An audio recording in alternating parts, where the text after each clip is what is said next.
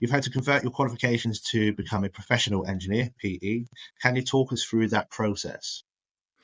Yeah, so the UK one was back in 2014-15, and that was through the old scheme where I had to go through the entire the professional development and kind of like do all the development objectives, and then wrote an experience report and a project report, and then kind of like went through my review. So and following that, when I moved to New Zealand, Engineering New Zealand had a 2 to 3 year mandatory local experience requirement, and I'm pretty sure it's still there because you don't want somebody coming in from a different country not having known what the regulations are, what the local practices are, and signing off engineering drawings and reports. So it was 2 to 3 years of demonstrating that you've got adequate seismic experience, and that is what I did. So like 3 years, I think I got it. Yeah, I think 3 years. So it was pretty much showing some liquefaction experience, lateral spreading, and like quite a lot of seismic retaining wall experience. So it's basically just doing every other thing that every other geotechnical engineer in New Zealand is doing to get their C bench.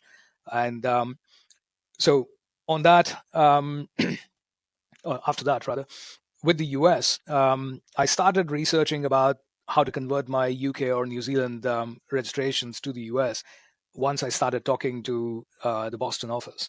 And I knew that like Idaho, one of the states in the US in the Northwest, they already had a reciprocal agreement. And so that was one that was already ticked off for me.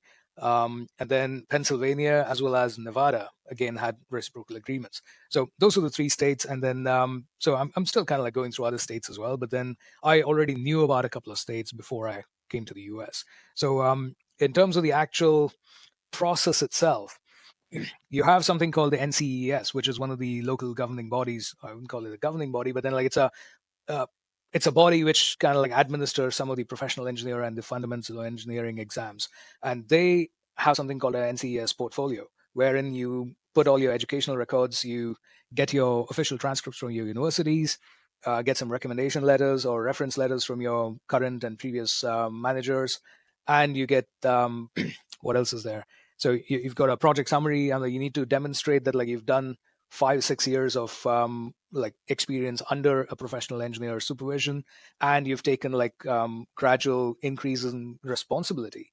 So you put that portfolio in there, like NCES evaluates, and then they kind of like say that like yes, well, you've got an NCES record which can be sent out to other state boards.